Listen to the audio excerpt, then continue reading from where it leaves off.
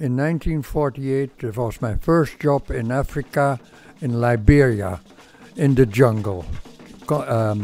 Geological surveying and prospecting. This is my friend, and I were there together. We are here preparing for a big trip together with some guests from the United States to see what we had done. We have the people carry loads. There were no roads. We went through just paths in the interior, and it was the real jungle. They carried a load of 40 pounds per day on one meal a day. And here you see our office trunk being adjusted, and they have a balance.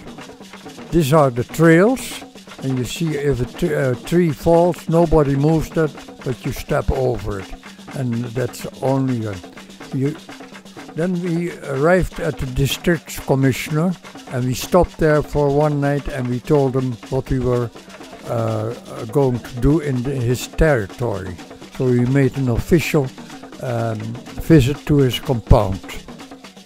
And the compound is cleared by local people, and the huts are made quite big. And here's the hut of the commissioner, and we make this is the palaver house. Palaver house means the place where you talk and sit down at night. Here we make the official visit to the district commissioner. Then we move into the interior, and this is the jungle that we are going to walk through for the next 2 or 3 years. This creek has been worked, and it is a mess. There's no rhyme or reason what it is. We see here the overburden, and we see here that we are building a dam to wash the gold and see if there's diamonds and corundum in. That were the minerals we looked for especially. The making of a dam is very simple. You take a stick, and then you dig. You see here the locals working, and you make first a good camp for yourself. Here's my steward boy. This the cook's help. This the cook who's preparing, and I do my look at the area of photography and see where I am. Make notes for what we have done during the day and what we are going to do. And you learn to use this photography to see depth. You have 2 pictures that you line up, and you can see depth. This is the firewood for the kitchen, and this is my steward boy picking up water from the creek. And here they are doing the cooking for the whole crowd and their work. We arrived there about 3 o'clock in the afternoon.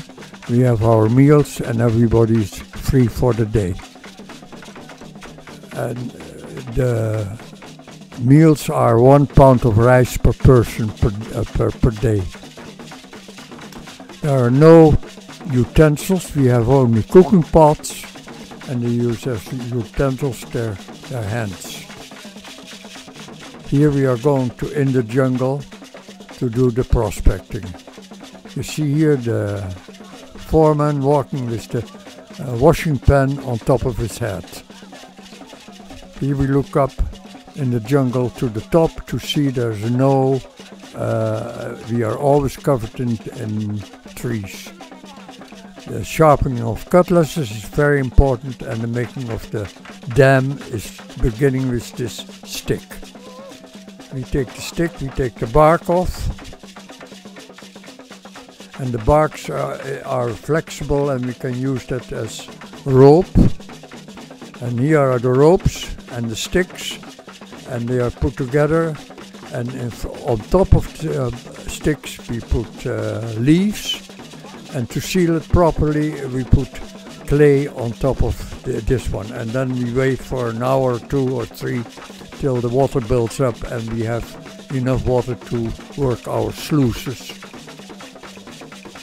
And we have, in the meantime, we have made a dam, and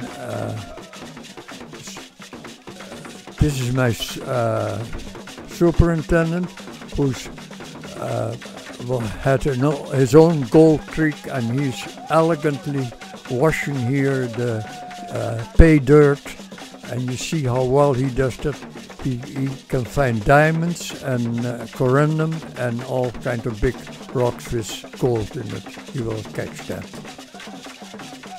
Here's the sluice box all the way. We put in the top the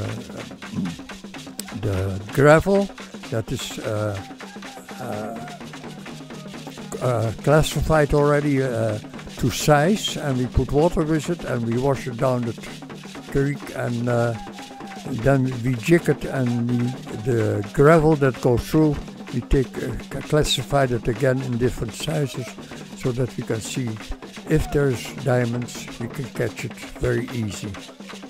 And to get the jigs going, we use manpower for that. It's all done by manpower. The digging, this is the machine that makes the jigging going.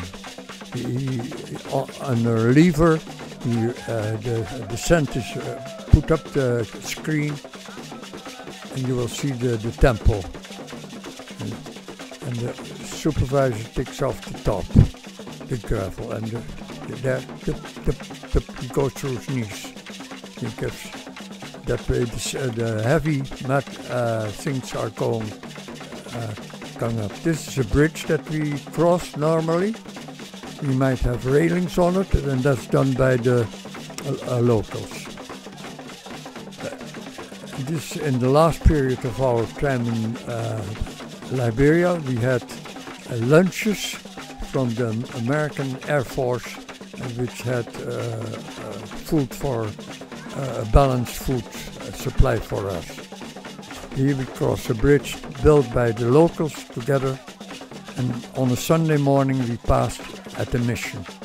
This mission was set up by a black girl from New York, and she gave a sermon here. And this is the church, and you will see that the church, it was too warm inside, so the sermon is held outside. This is the pulpit and the seats for the local people.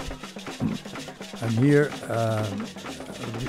in the far end, the people come in. We go through a valley here, and we come up to a place of an old village where there are lemons. And with long sticks we get as many fresh food here, because there's very little fresh food in the jungle. And everybody can have his pick, so they work hard to get a lot of lemons out of this tree. And then the next month, every week we send a worker here to get fresh lemons and pick it up. And of course everybody has to say where the good lemons are, and local people passing by. And this the wife of the, on the left hand side was the wife of the superintendent, and these are the normal people.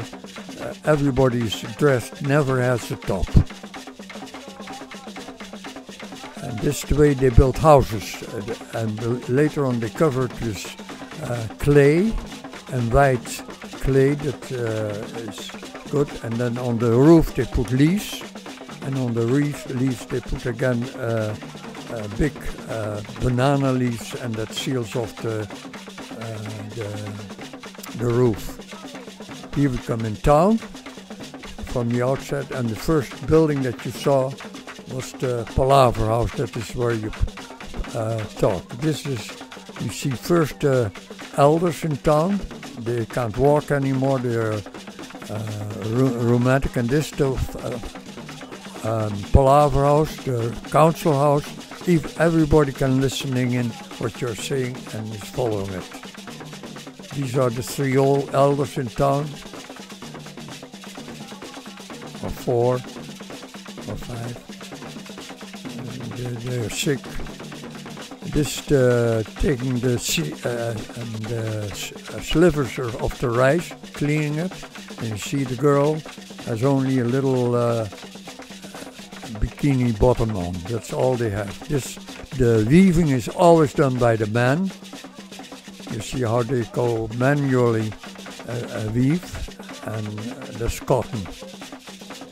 And in the meantime, I negotiate with the clan chief, and the girls keep going in their making the food for the day. In the back, they have all the markings that they are accepted in the women's society. That's done on the back as well as on the front, on their belly. And that are markings, and they are opened up so that they can see well what they are. And at the end of our trip, we have a dance. I give them 3 drinks, and they form a circle. And the circle circles through town.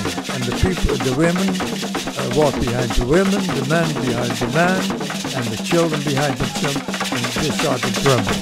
And it goes on from dark till 2 or 3 in the morning. Then we go.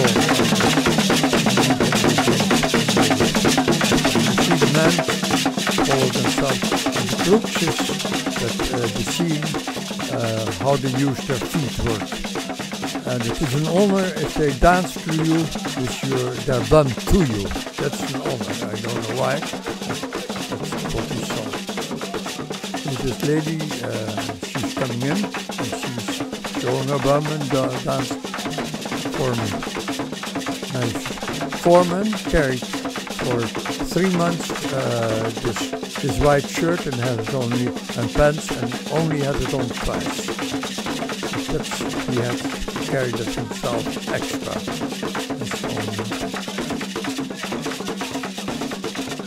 You see here the footwork of the girls and the small ones, and a little further we will see the footwork of the supervisor.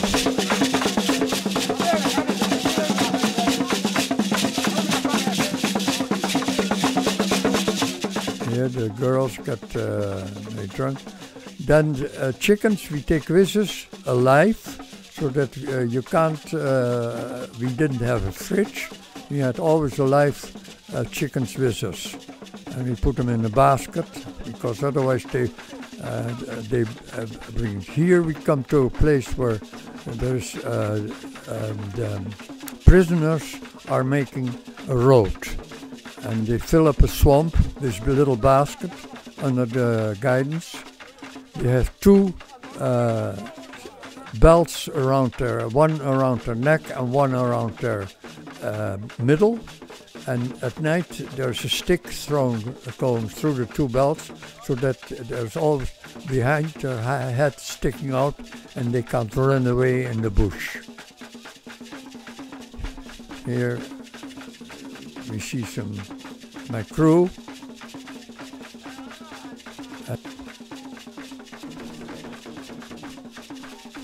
So at the end, everybody's happy to go home, and we make good distances on our last trips.